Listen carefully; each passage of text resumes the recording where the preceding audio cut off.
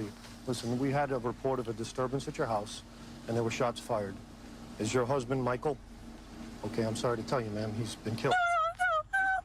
He's been killed, man. I'm sorry. No, he's not. Listen. No. Try to calm down. Listen. Look at Right these now, tears. we need to get you Listen to the pain in her voice. A young wife, shattered by the news of her husband's brutal murder. But here is the chilling truth. There is no body. There is no murder. The man she is crying for is alive and watching her right now. And those tears? They are just a performance. A performance designed to cover up a deadly plan. Hello everyone, I'm Nikki and welcome back to the Story Jungle. Today, we are diving into one of the most insane cases ever caught on camera. A story of greed, lust, and a woman who thought she was smarter than the police. This is not just a crime story, it's a reality show gone wrong. This is the case of Dalia Dippolito. Our story takes us to the sunny streets of Boynton Beach, Florida. The year is 2009.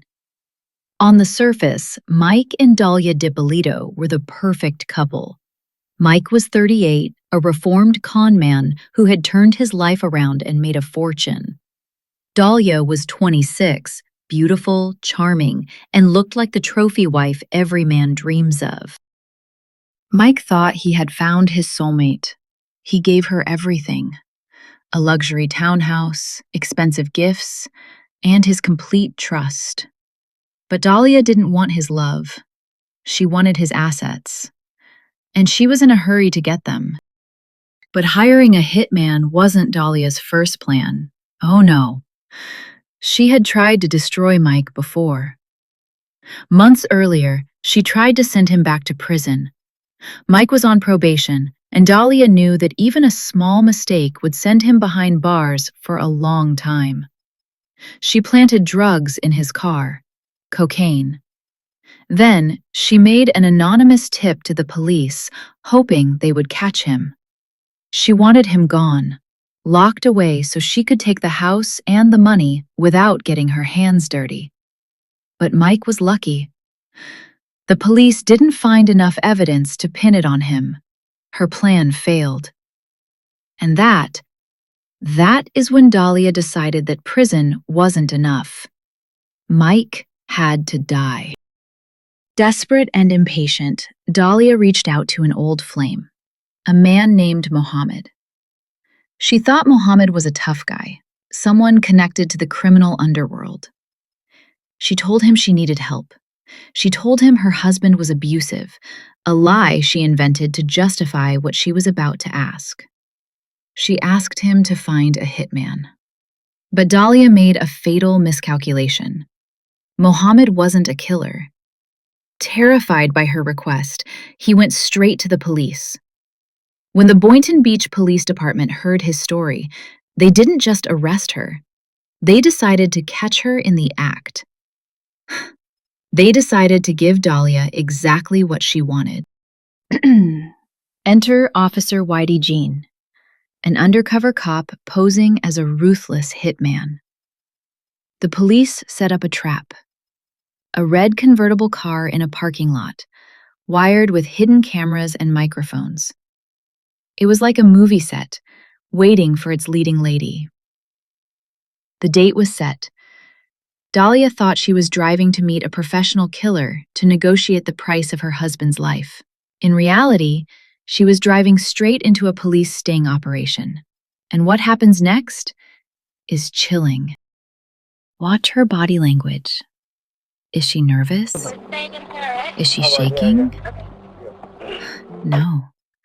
She is calm, focused. She talks about killing Mike like she is ordering a pizza. His mom is not going to get suspicious of you or anything like Why that. me? Like, do you know what telling somebody it? Nobody's going to be able to point a finger. The undercover officer tries to give her a way out. Most people, even criminals, might hesitate here. but not Dalia. No, there's no, like, I'm determined already. I'm positive, like, 5,000%. Listen to her response. She says, I am 5,000% sure. Positive, like, 5,000% sure. Like, no, when I say I'm going to do something, She Dalia even never discusses the backs off. details, no, I'm not going to. how the killer should enter the house. She tells him exactly where Mike will be. She even worries about the dog.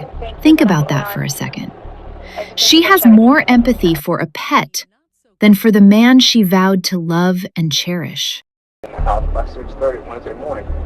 The deal was done. $7,000 to end a life.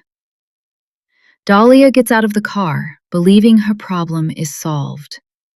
On the morning of the planned murder, she needed an alibi, so she went to the gym at 6 a.m. While she was working out, police units were swarming her house. Not to investigate a murder, but to stage one. They sealed off the street with yellow tape. An ambulance arrived. A CSI team showed up. They made it look like a war zone. All for an audience of one, Dalia Dippolito. Most police departments, when they catch someone trying to hire a hitman, just arrest them. Simple. Case closed. But the Boynton Beach Police Department? They decided to do something unprecedented. They didn't want a simple arrest. They wanted irrefutable proof of Dalia's intent. So, on that fateful morning, they turned Dalia's quiet suburban street into a full-blown Hollywood movie set. They brought in the crime scene investigation unit. They parked an ambulance right in the driveway. They sealed off the entire block with yellow tape. Why go to all this trouble? Because they needed to see her reaction. Would she run? Would she confess? Or would she play the grieving widow? At the gym, Dalia's phone rings. It's Sergeant Ramsey. Listen closely to the strategy here. The sergeant doesn't say, Mike is dead. He uses a psychological trick. He says, We're at your residence, ma'am. Can you come right back to your residence, please? this is crucial. An innocent person might ask, did he have a heart attack? Was there a fire? Is he sick? But someone who hired a hitman? Their mind goes straight to one thing. The job is done. Dalia rushes out of the gym. She drives home, probably rehearsing her lines in the car. She thinks she is driving toward a new life as a wealthy widow. She has no idea she is driving toward the end of her freedom. She arrives in the same red convertible she used to meet the hitman. She sees the yellow tape. She sees the cops. And the performance begins. Call you. Listen, we had a report of a disturbance at your house, and there were shots fired. Is your husband Michael? Okay, I'm sorry to tell you, ma'am, he's been killed. He's been killed, man. I'm sorry. No, he's not. Listen. No. Try to calm down. Listen, right now we need to get... Watch how she runs. We need to get... Watch her hands. She covers her mouth. Man, we have to do our job. If you saw this on the news, your heart would break for I her. need you to calm down. But remember the context. Just hours ago, she told a hitman she was 5,000% sure she wanted this man dead. So what are these tears? Are they guilt? Regret? This serves two purposes for her. One, it sells the devastated wife character. Two, it hides her face. When you bury your face, nobody can see if your eyes are dry. Nobody can see if you're actually smiling. But even the best actors make mistakes when the adrenaline is high. Amidst the sobbing and the screaming, Dalia asks a question. Okay, who would want to hurt him? Witnesses said they saw a black male running from me. I can't let you see him, ma'am. Ma'am, I cannot do this right now. And then she asks about the details of the scene. I need you to Why does that matter?